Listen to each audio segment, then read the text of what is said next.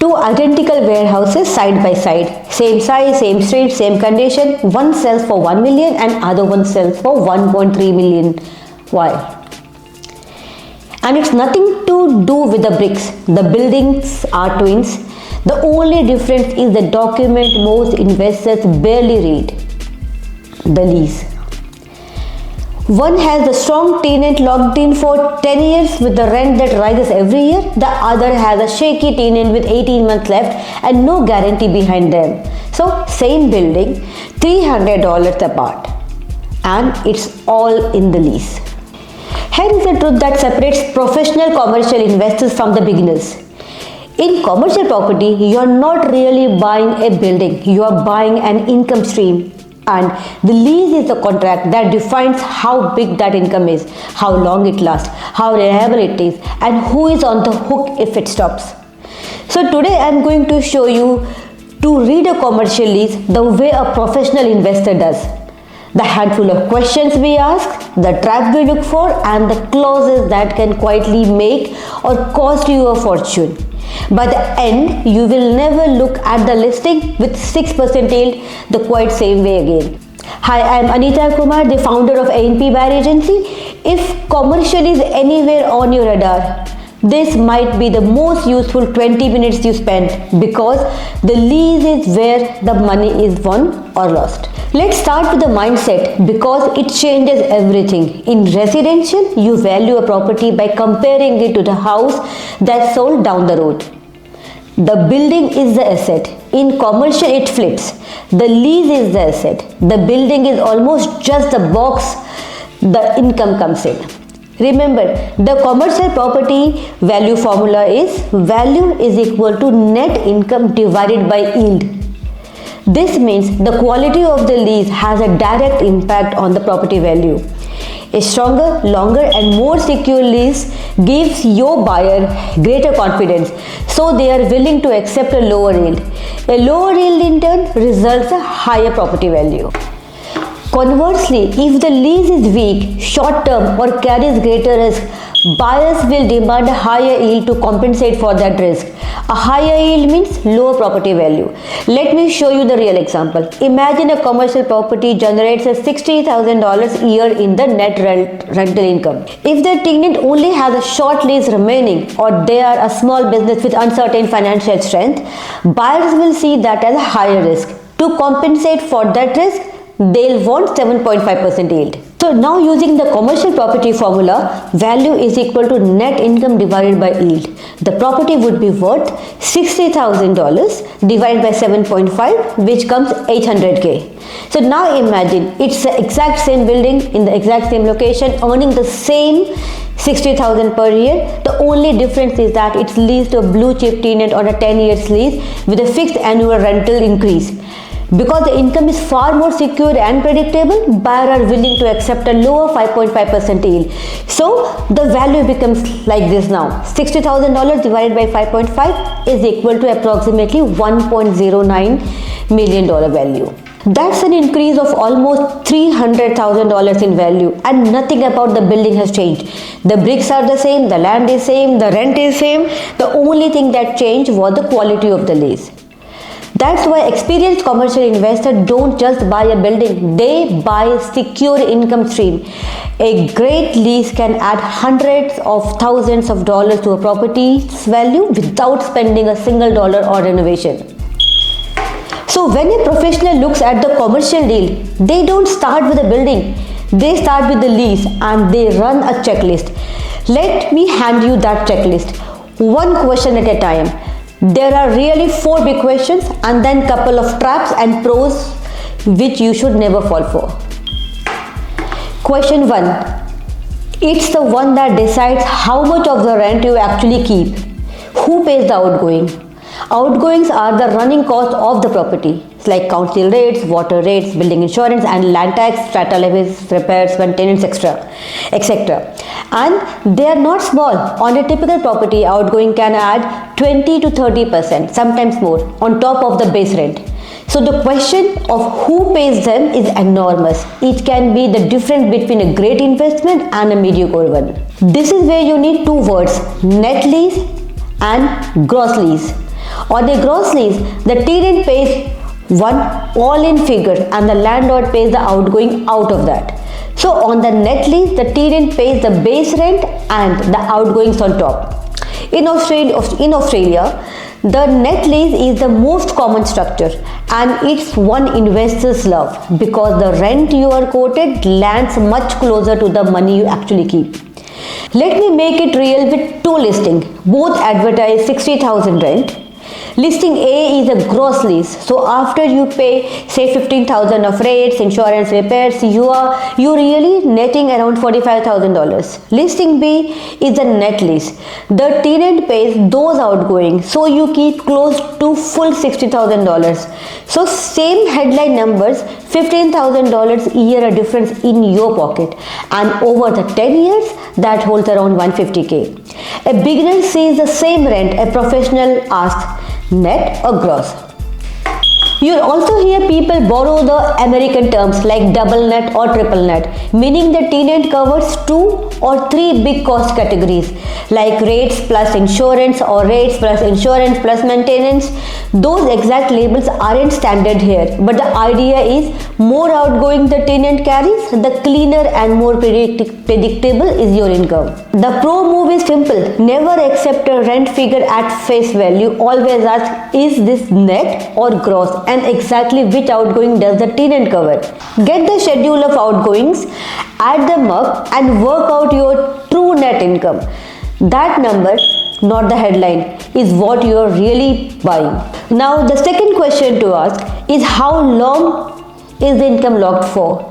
Because in commercial, certainty is worth cold hard cash. There is a term called as WALE, W-A-L-E, which is a weighted average lease expiry. Don't let the jargon scare you here. On a single tenant property, it's just the number of years left on the lease. On a property with several tenants, it's the average time until those lease expires, weighted by how much rent each tenant pays. The longer the WALE, the longer your income is secured and the less vacancy risk you carry. Professionals typically want a WALE value of 5 years or more for a stable, hands-off investment. Picture two shops that looks identical. Shop A has a tenant with 8 years left on the lease. Shop B has a tenant with 18 months to go. Shop A is calm money. You could almost forget that you own it. Shop B is a ticking clock. Within a year, you might be advertising for a new tenant, offering incentives, maybe sitting empty. Same building, completely different risk. And Shop A will sell for more precisely because its lease gives the buyer certainty. Then there is the other term, options. An option is the tenant's right to renew for the further term. You will say it's written something like 5 years plus 5 years option, a 5-year lease with 2 further 5-year options. That's potentially 15 years of the same tenant. But here's the nuance, the pros never forget. An option almost always belongs to the tenant, not to you.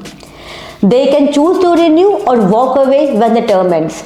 So you plan around the certain years you have actually got and you treat that option as upside but not as a promise. Here is the real world picture of a gold standard lease. Think of a freestanding KFC or a service station on a brand new 10-year lease to a big national operator with options stretching another 10 or 15 years or beyond that. That's long, certain, name brand income is exactly why those assets sell on such a sharp yields, sometimes in the low 4 or 5s. Buyers aren't paying for a fried chicken shop, they are paying for a decade of guaranteed rent from the company that isn't going anywhere. That's the lease doing the work. Now ask question number 3. How does the rent grow over time? Because a lease that never lifts the rent is quietly going backwards against inflation. You are getting poured in slow motion. That is the rent review, and there are three main types that you should know. Fixed increases. The rent rises by a set amount each year, most commonly 3 to 4%. This is the one most investors love because it is predictable. If your rent is 60,000 today with fixed 3% reviews, you know it's about 69,000 5 years in 5 years and roughly around 80,600 in 10 years. No surprises, no arguments. You can plan the whole investment around it. Second type of lease is CPI increases. The rent moves in line with inflation. The Consumer Price Index published by the Bureau of Statistics. In the high inflation year, that can be healthy bump. In the low inflation year, the rise might be tiny. It keeps pace with the real world, but it is less predictable, so you can't forecast it as neatly. Third one is the market review. Every few years, often at the 3 or the 5 years mark, the rent is reset to whatever the market says the property is worth now. In a hot market, that can be a big jump, but in the softer market it can stall or even fall, and it sometimes turns into a valuation stoush between the landlord and the tenant. More potential upside, more uncertainty. The best lease often blends them, fixed or CPI rises each year for predictability, plus a market review at each option to catch up to the reality. What a professional wants is avoid a lease with weak, missing or very long dated reviews, because that's income slowly eroding while your cost keeps climbing. And here's the part that makes it exciting rather than boring. Remember the value formula? Value equals income divided by yield.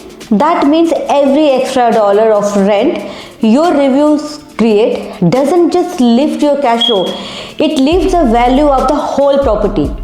At a 6% yield, a review that adds $5,000 of annual rent has just added over $80,000 to what your property is worth.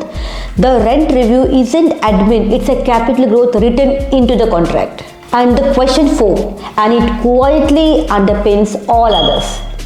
Who is the tenant? In the trade, we call the tenants as a covenant. Plain English, how reliability will they keep paying and what happens if they don't? The lease is only ever as strong as the business standing behind it. A 10-year lease sounds wonderful, but if a tenant is brand new cafe with no track record, that 10 years is only as good as their next few busy weekends. Compare that to a lease backed by ASX listed national retailer, a government department or an established medical practice with a loyal patient base. Same 10 years on paper, a world apart in reality. Professionals look hard at this. How established is the business? How resilient is their industry? Would they survive a downturn? Then you should check the security, the protection you get if the tenant defaults. A well-structured lease will include bank guarantees or a cash bond, usually a few months rent that you can draw on if they stop paying. For smaller businesses, you often also get a personal or a director's guarantee. So the owner is personally on the hook, not just the company. This is your safety net. The pro question is blunt. If the tenant stops paying tomorrow, exactly what protection do I have in writing and how many months does it buy me? And here is a balance to hold in your head. A rock solid tenant on a long lease means safety, but you will usually pay a premium for it on the sharper yield. A smaller or a shorter tenanted property might pay you a higher yield, but it carries more risk. Neither is wrong. The whole point is that a professional prices that risk consciously straight off the lease. They are never blindsided by it because they read it before they fell in love with the building. Now let me show you the trap that catches almost every beginner, and that professionals check for every single time. It's the difference between the face rent and the effective rent, and it's where a lot of people quietly overpay by hundreds of thousands of dollars. To attract a tenant, landlords often throw incentives. A rent-free period at the start, a cash contribution towards the tenant's fit-out, or the rent abatement spread across the term. It's completely normal, especially in the office and the retail. but it creates two very different rent numbers and only one of them is real. The effective rent is what the landlord actually receives once you subtract those incentives. Let me show you how big the gap can be. A lease proudly states a face rent of 200k a year. Looks fantastic, but dig in and the tenant was handed 20% incentive to sign, say around 6 months rent free plus a fit out contribution. Strip out that and the effective rent is really around 160k. Now the value that was on 6% yield on the face rent, it looks like it's a 3.3 million property. On the true effective rent, it's worth about 2.67 million. If you paid the face rent price, you just overpaid by more than $500,000 for an income that was never actually there. This is exactly how inexperienced buyers get burned. They pay for the rent figure that's partly an illusion. The professional always asks for effective rent, the incentives, the rent-free periods, the abatements, the real net figure, and the values the property on that, not on the brochure. So when we review the deal for our client, digging out that effective rent is one of our very first things we do, because that's where the real price is hiding. Before we finish, a lightning round of clauses professionals always read closely. The small print that can quietly hurt you. Make good at the end of the lease. What condition must the tenant hand the property back in? A strong make good clause means they restore it, repaint it, strip out their fit outs. A weak or vague one means you foot the bill, and that can run to tens of thousands. Demolition and early termination clauses. Some leases let the landlord or the tenant end things early under the certain conditions like redevelopment, etc. That can quietly gut the 10 years of the security you thought you were buying. So you read it word by word. Assignment. Can the tenant hand the lease to someone else? And if they do, are they still on the hook if the new tenant fails? You want to know before that happens, not after. And finally, the question that ties the whole episode together, relatability. If the tenant walked out tomorrow, how easily could you fill that space? In plain functional warehouse or the shop on the busy strip can be released to almost anyone. A quirky, highly specialized fit out in an odd location might still empty for a year, bleeding you rent in the whole time. The very best leases sit inside the most relatable buildings, so that even your worst case scenario isn't a catastrophic. So let's bring it home. When a professional looks at the commercial property, they don't fall in love with the building. They read the lease and they ask 4 questions. Who pays the outgoing? How long is the income? How does the rent grow? And who is the tenant? Then they check the traps, face versus the effective rent, the clauses that bite, and how easily they could release if it all went quiet. Master all those and you have got maybe a single most valuable skill in commercial investing, because the lease is the asset. Get the lease right and the building almost looks after itself. At A&P Buyer Agency, reading and stress testing leases is core part of what we do for our clients. Pulling apart the outgoings, the reviews, the incentives and the tenant covenant, so you know exactly what you're buying before you even sign. That's an unglamorous work that quietly protects your money. If you would like a professional set of eyes on the lease or help finding a commercial property with the lease actually worth owning, book a strategy call with us. I am Anita Kumar from A&P Buyer Agency. Thank you for listening, and remember, in commercial property, don't just inspect the building. Read the lease. That's where the money lives. See you next week.